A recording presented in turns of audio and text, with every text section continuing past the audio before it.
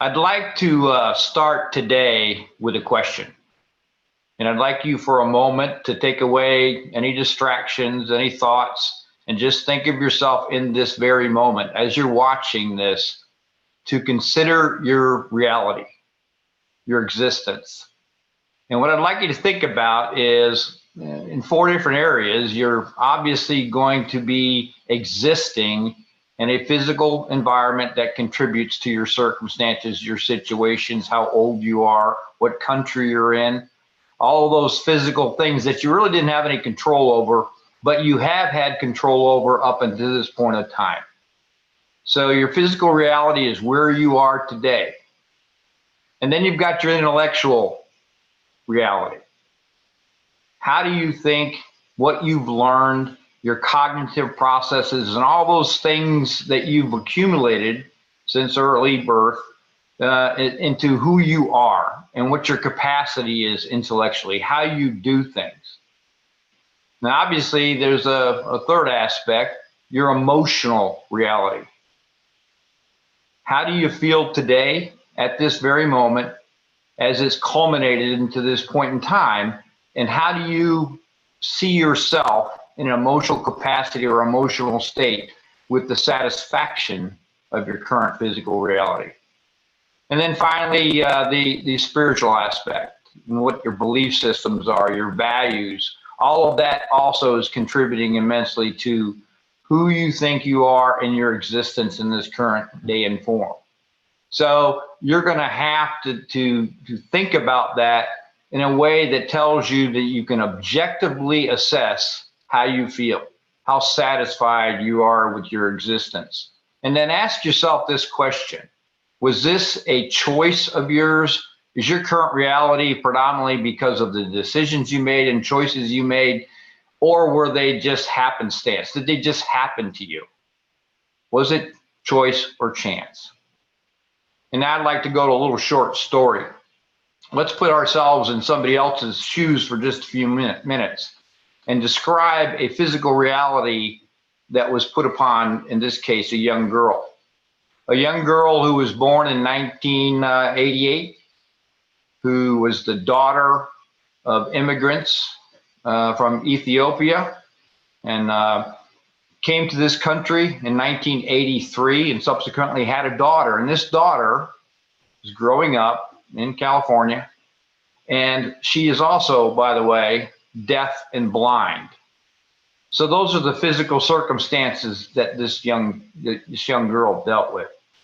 And you might ask yourself, if you were that young girl, what would you be thinking in terms of your reality?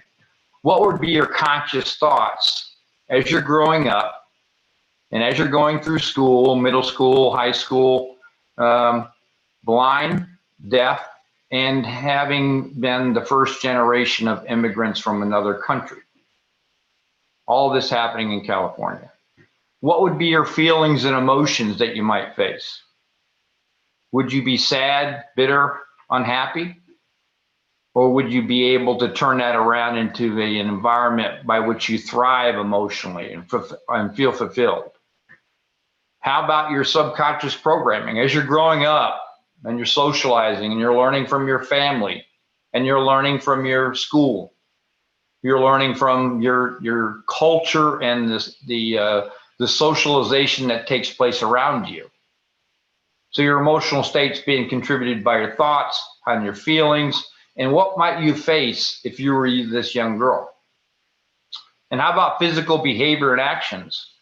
Would there be any restrictions or limitations that you might need to consider in your reality at that point in time? How would you face those? And as you think through this process, you're going to come up with either two choices. You're going to act in a certain way, or you're going to react to the circumstances of the reality at that point in time.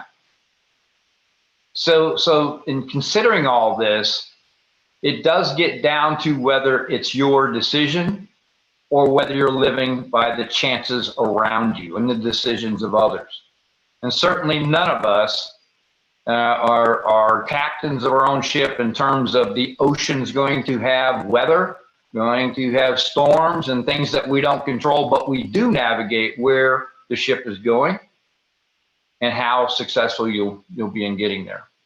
So there is thoughts that go into the process of our reality, thoughts that drive how we think of ourselves, how we think of others, how we do things, how we grow through learning. There are certainly a lot of feelings and emotions that we're going to have either control or no control over. It's our decision. And it's our choices of thoughts and feelings that subsequently develop our actions and behaviors. The things that we do, why they do them, how we do them. And as Dr. Joe Dispenza would say, those particular personalities that we attribute to ourselves is going to make our realities that we live with, create our realities. So there's a choice here of control or chance. And in that regard, let's go back to our young girl growing up, deaf and blind in California, the daughter of immigrants to this country, who subsequently turned out to be the first deaf and blind graduate of Harvard Harvard Law School. So think about that for a moment. Her choice.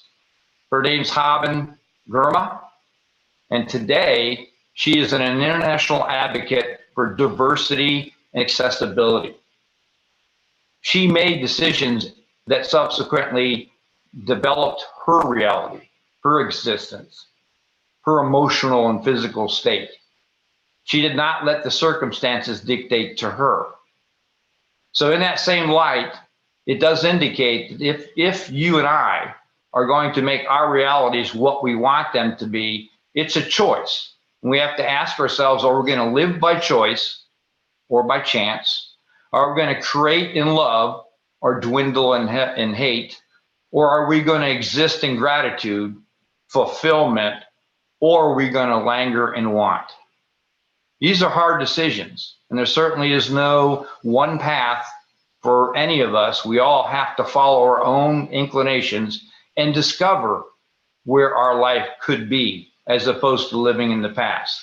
And if we can't answer that question in the positive, then certainly we need to reach out, find a coach, find a mentor, or find somebody that can show us how to do that.